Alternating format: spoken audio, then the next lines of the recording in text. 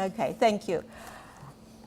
I came to Charles Bean's story 15 years ago when I joined a small community group in Canberra that was fighting to defend the Tuggeranong property from sale, subdivision and commercial development.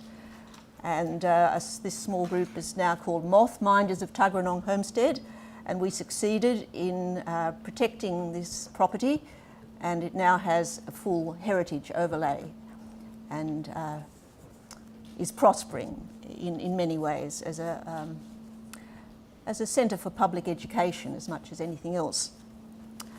I've come to love this property, and I think Charles Bean loved it as well. And that's what I want to do, I hope, in this talk. I've gathered a few images that I will show at the end of my talk, because it's less than 30 minutes. And some of them are images that I've taken myself. Some I've gathered from my own writings, and so they're about Charles Bean's time, his era at the homestead. Tuggeranong Homestead was a place where history was made well before Charles Bean came to live there. The homestead site and the wider Tuggeranong Valley are part of a recognised Aboriginal cultural landscape. Thousands of years before white settlement, tribal groups gathered in sheltered areas on these grassy plains. In the late 1820s, William Riley witnessed a corroboree where the homestead now stands, setting down his impressions in words that still have the power to haunt us, of a group of tall, well-made, vivacious men and women who humoured him with a performance of some of their dances. Under white settlement, the valley's grassy plains and grazing sheep brought great wealth to the squatters, in this case the Cunningham family, who benefited by the wool trade with an England eager to import this precious colonial resource. The site then witnessed the controversy surrounding the creation of the national capital, with the valley being identified by some of its supporters as an ideal site for the future city. Well, we know that Charles Scrivener chose the Molonglo Valley for the site of the city, but in late 1910, the Tuggeranong Valley was proposed as a suitable site for the planned military college, whose austere leader, Major General Bridges, wanted a site well away from the distractions and temptations of a large city. He planned a rigorous and Spartan regime for his young cadets that would, quote, send them dog-tired to bed every night. The Minister for Defence, George Pearce, visited the valley on a day of cold westerly winds and considered the site far too exposed, and so the kinder environs of Duntroon found favour instead. In 1916, the Tuggeranong Valley was chosen as the site for the new Commonwealth Arsenal, which would combine small arms and munitions production on the one site.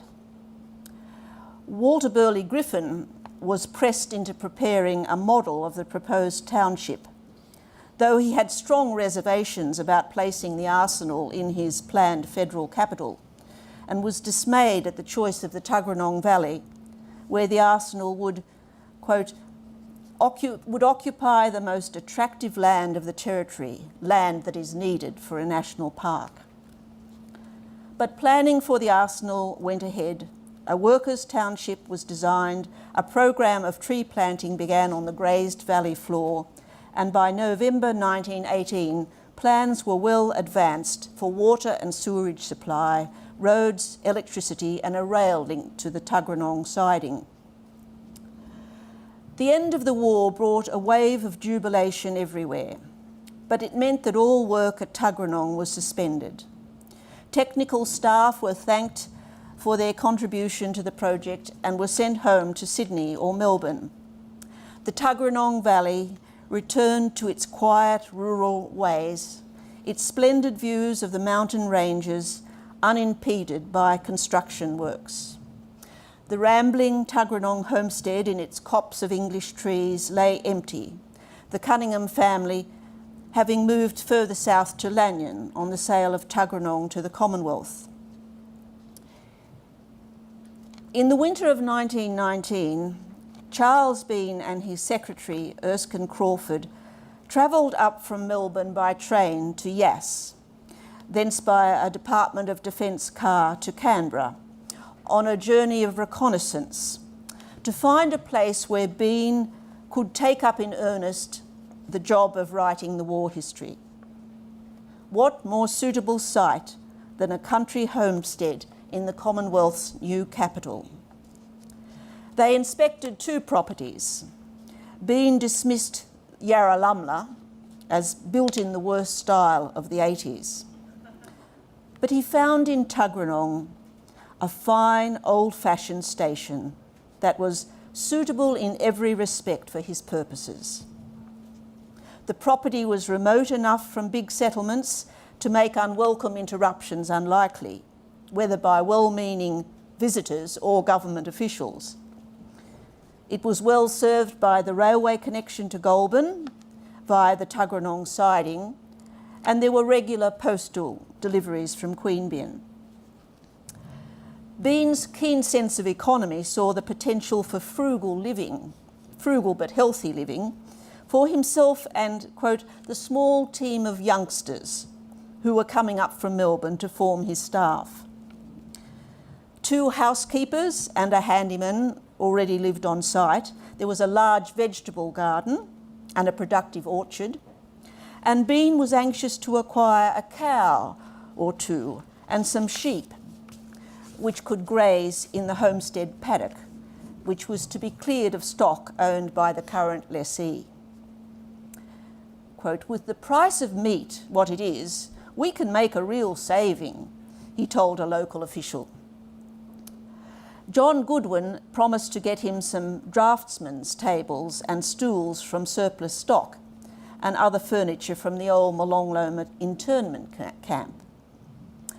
Goodwin also arranged, at Bean's request, for all the storage tanks on the property to be filled by pump from Tuggeranong Creek as protection against the coming fire season. And you can just see in that contemporary photograph a tall tank which is still there and was there in Bean's time, and pumped water from the Tuggeranong Creek up to such a height that it would give very good water pressure if it was needed to put out spot fires on the property. Bean asked for the removal of the old shearing sheds that abutted onto the homestead garden, but he had no objection to local settlers doing their final shearing that year in the sheds at a charge of a halfpenny an hour.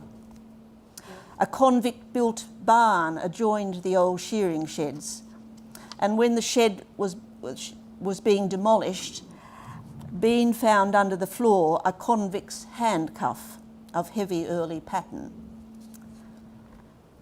Convicts did work on the property in the 1830s. 1919 was a year of bad drought. As well, much of the territory was ravaged by years of overgrazing, ring barking, and the rabbit plague. That year, a forestry report noted that, quote, "Thousands of acres of the territory are treeless, with the exception of the western ranges. Ring barking and bushfires have done their work of gloomy destruction." Yet there were pockets of beauty in the territory that local people knew and loved. The quiet reaches of the upper Molonglo, for example, and the Casuarina-fringed Murrumbidgee River, which became a favourite picnic spot for the war history team. From the Tuggeranong homestead there still are, clear views of the distant Brindabella Mountains, views which Bean found uplifting to the spirit, but also distracting when he was working. He moved his study to a room with a different view. Those mountains were home to great stands of alpine ash, whose grandeur and beauty, a forester noted, could never be surpassed. It is unlikely that Bean ever visited them, but that blue, unchanging horizon formed a constant backdrop to his life and work on the property. It was in this quiet rural retreat that Bean set about his task, which was to write the history of the AIF, not only as a closely researched narrative, but as a study and celebration of what he saw as the Australian character.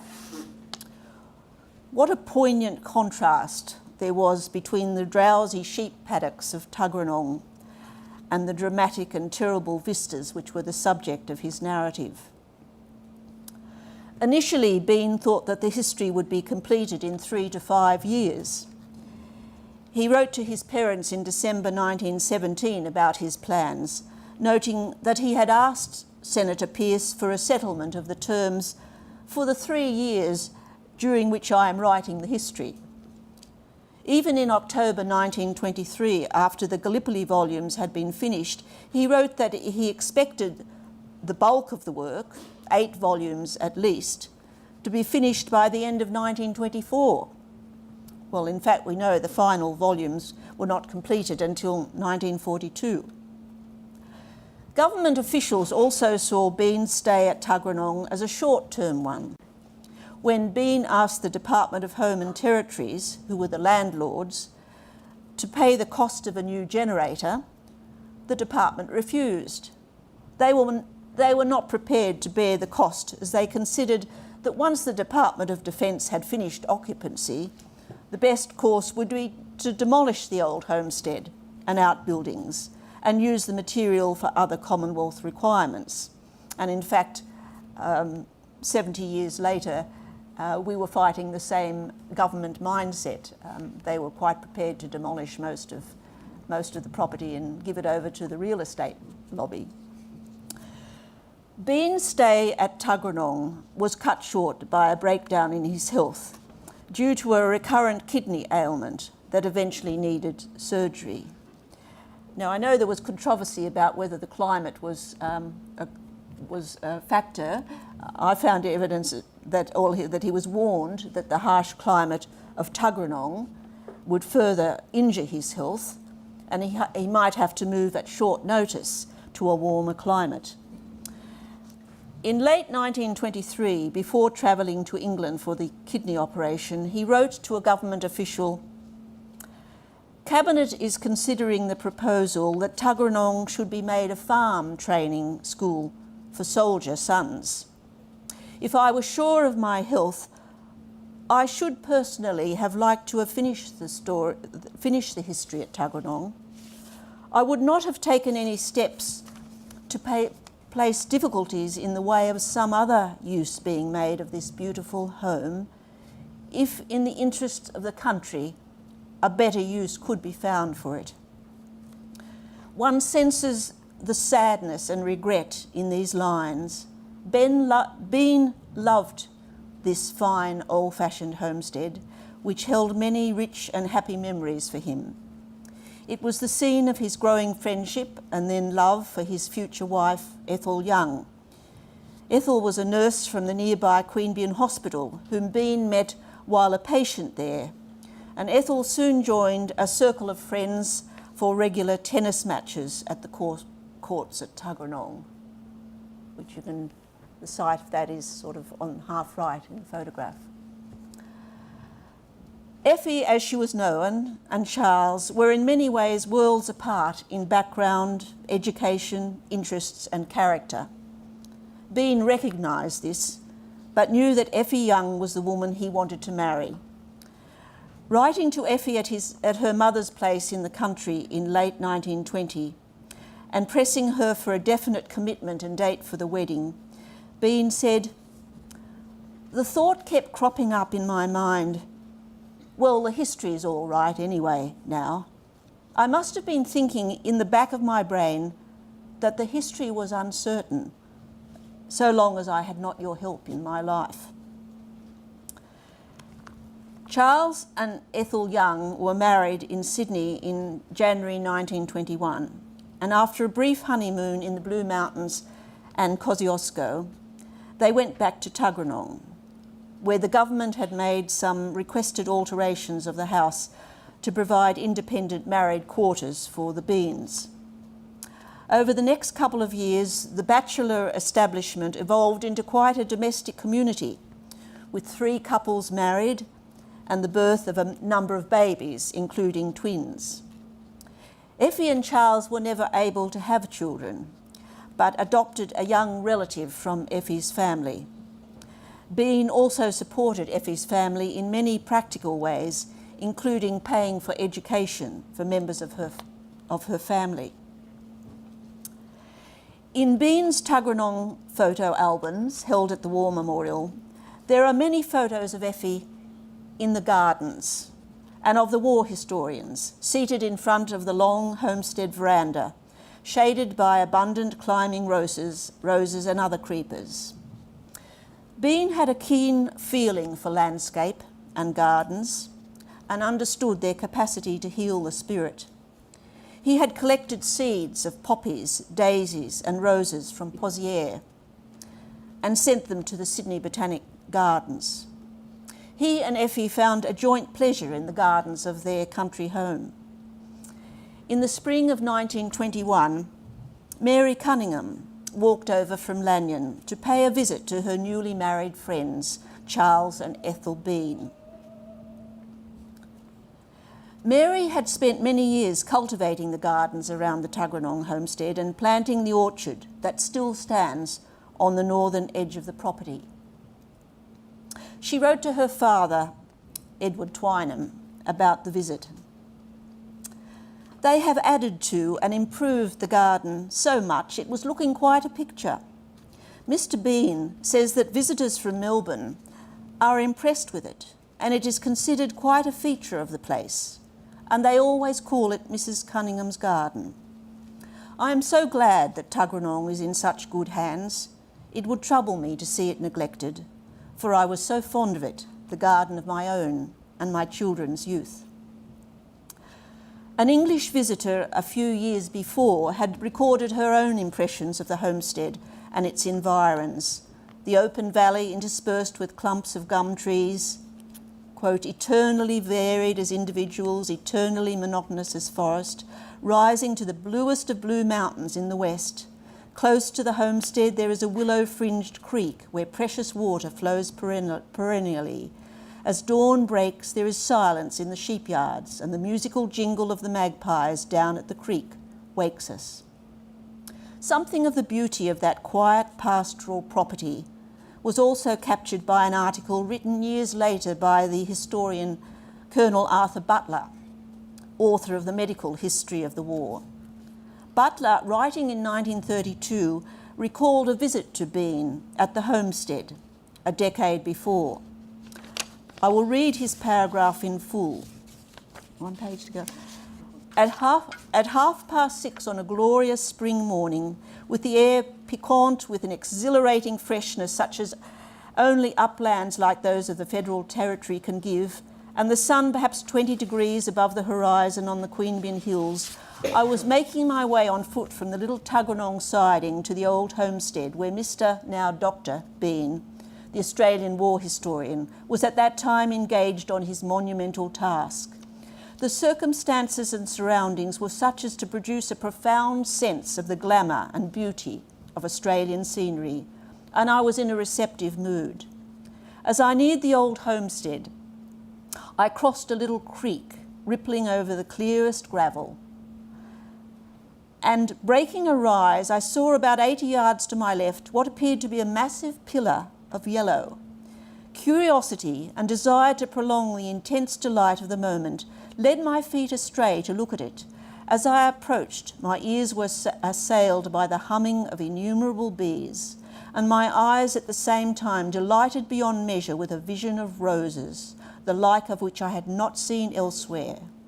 My pillar of fire was a bush some 6 to 8 feet in height of Fortune's double yellow, the flowers of which so thickly placed and so large as to make all else invisible beside the glory of their red-splashed gold. Another interested visitor to Bean's new home was Thomas Charles Weston, the officer in charge of afforestation for the new federal capital.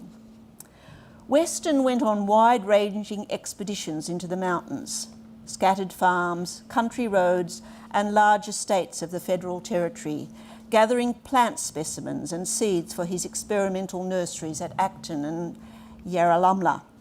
He had a keen curiosity about the native vegetation of the region and would send specimens of plant material to Joseph Maiden at the Sydney Botanic Gardens for Maiden to inspect and identify.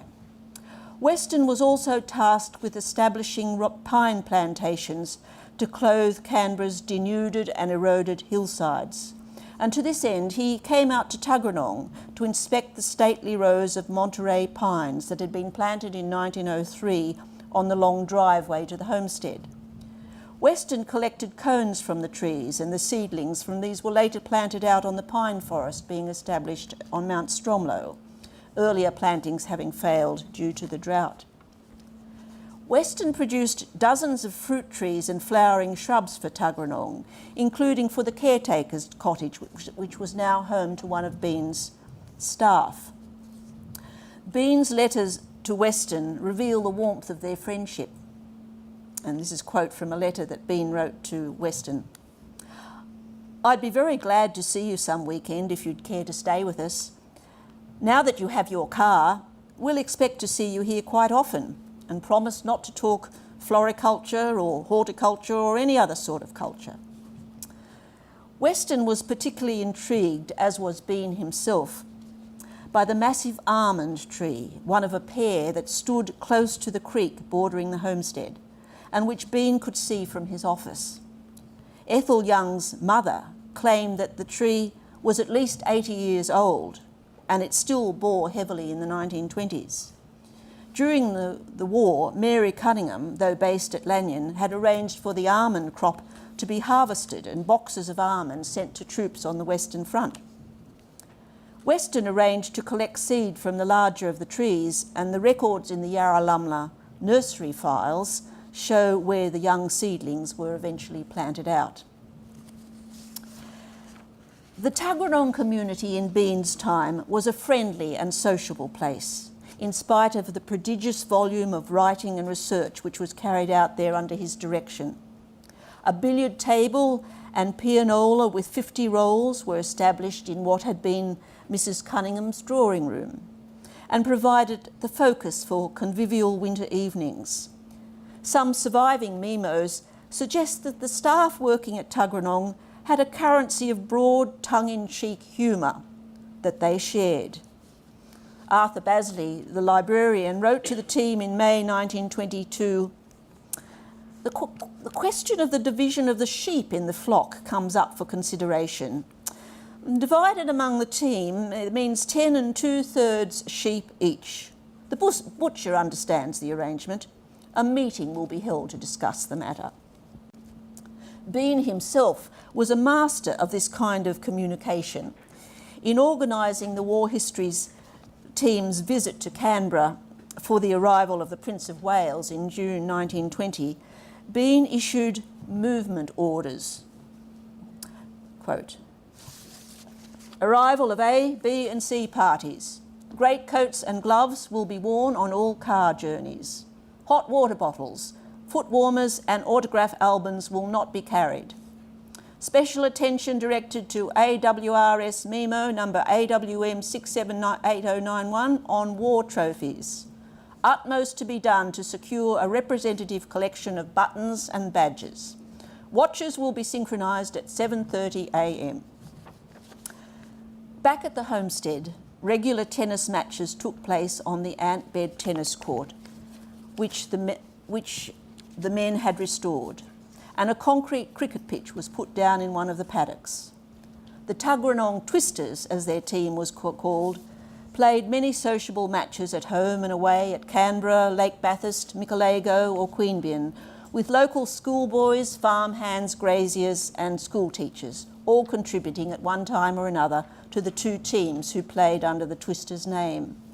The spirit in which they played is captured in some of Bean's words to a gathering at Morrison's woolshed on the property Tralee in Tuggeranong in 1924. cricket has always been a picnic game. It's not like tennis, a game to amuse you for half an hour, or the rough and tumble for a couple of hours like football. We all know the way to enjoy cricket is to pack a good hamper and make a day of it. Looking on, smoking your pipe, telling the chaps beside you how you battled last week. For Bean and the War History team, these sociable matches and friendly social exchanges with neighbouring families were among their fondest memories of the Federal Capital Territory. So I've just got a few images. So that's looking sort of northeast from the property as it is now. So Arrow? Yep, that's right.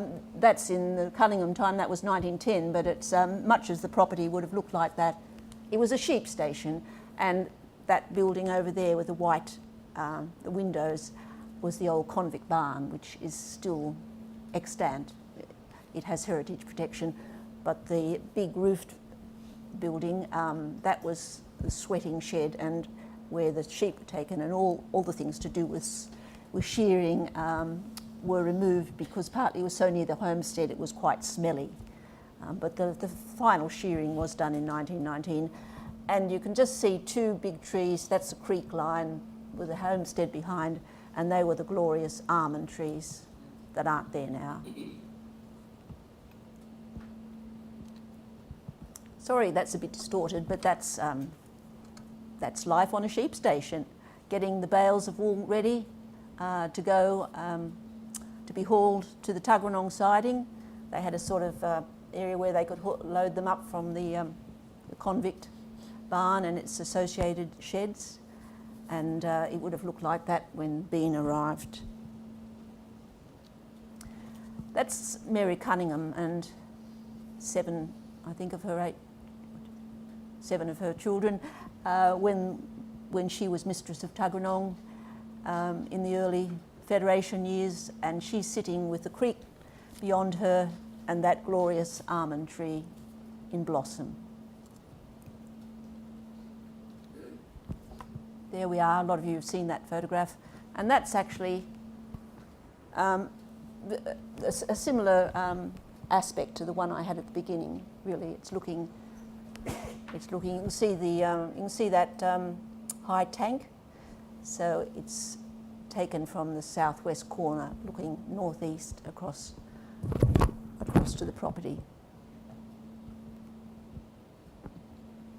That's the woodland, the remnant woodland that we have saved, part of a remnant yellow box red gum grassy woodland, which is one of the most destroyed ecosystems in Australia, or this part of Australia, and we just have a few little hectares that we've saved.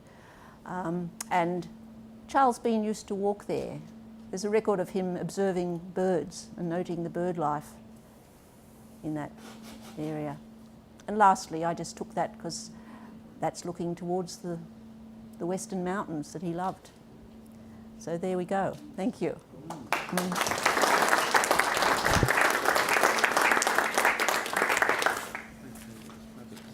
Thank you, Jenny. That really was wonderful. Here's the microphone again. Yes, sure, no worries. Anyone with questions for Jenny about domestic life at Tuggeranong and its effect on the history? It occurs to me that the bush didn't just influence Bean from before the war, but you make the point forcefully that he was in the bush. Oh, very much. Yes. I think that was a very healing place for him to be, and he would have loved to have stayed there. Yeah. Peter. Yeah. I'd just like to add a comment. Jenny mentioned being secretary, Erskine Crawford. He was the source of some controversy at Tuggeranong. He came to Tuggeranong with Bean and was very closely associated with him. He was also an alcoholic, was quite unstable. And when Bean and Effie married, he reacted very, very badly to it. He was virtually jealous that his relationship with Dean had been taken over, been supplanted by a woman, and things got pretty uncomfortable at Tuggeranong for the next year after the marriage, and it reached the point where Crawford was asked to leave the property, and indeed when Arthur Basley died in 1972, the Basley family presented his diary of that period to Effie, and out of respect to her, they removed all reference to Erskine Crawford, in case her feelings might be offended. So it was just an insight into how life at Tuggeranong was not necessarily all beer and skittles. There was a lot of there were a lot of friendships, but there was this one difficult person. No, I've seen references to Crawford's alcoholism. Yes, certainly, and yes, there was the Cunningham clan that. Mary Cunningham, they were at Lanyon then, and she admired very much Mr. and Mrs. Bean and loved visiting them. And her son would sometimes play. Andy Cunningham played cricket occasionally, but he was also a polo player. And I think, in fact, it's the only time I've ever seen anything written, any of Charles Bean's words that were, you might say, not mean-spirited, but a little bit biting, in that he said, Andy Cunningham was alcoholic as well as a consequence of the First World War, but he had the chance to invite Cunningham onto his team, and he said, "No, don't trust the fellow. He's a rogue and he's not good for anything. I don't want anything to do with him." It's the first time I've sort of seen that kind of biting comment. Anything, probably because he felt it wasn't going to be made public. Can I just add to that? Because I've been very restrained today, I think.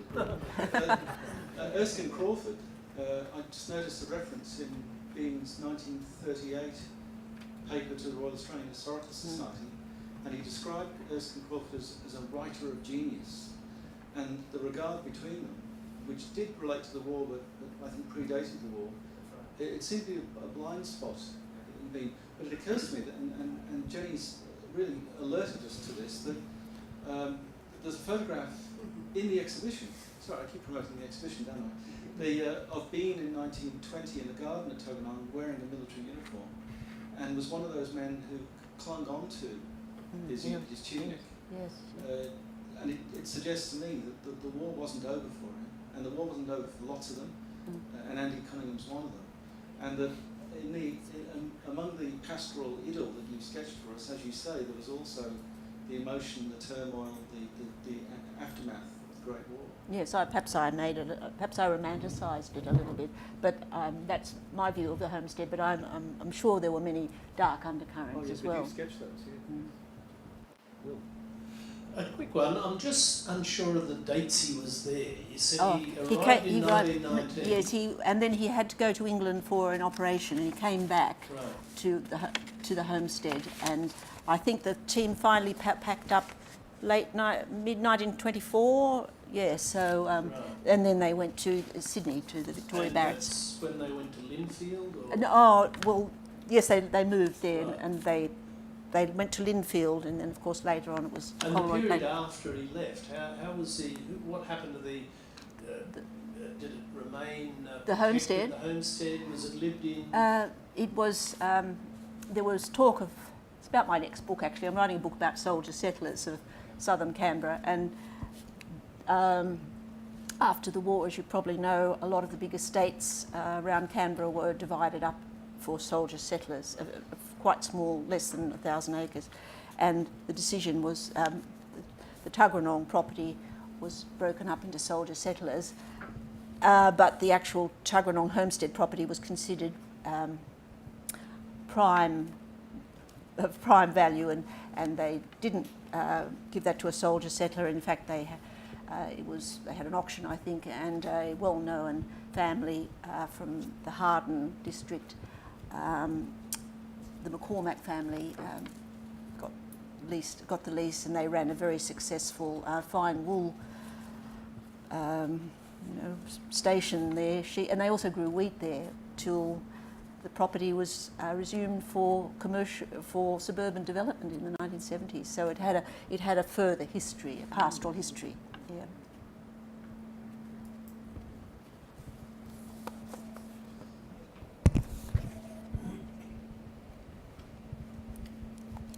That's it, isn't it? Thank you very much, Jenny.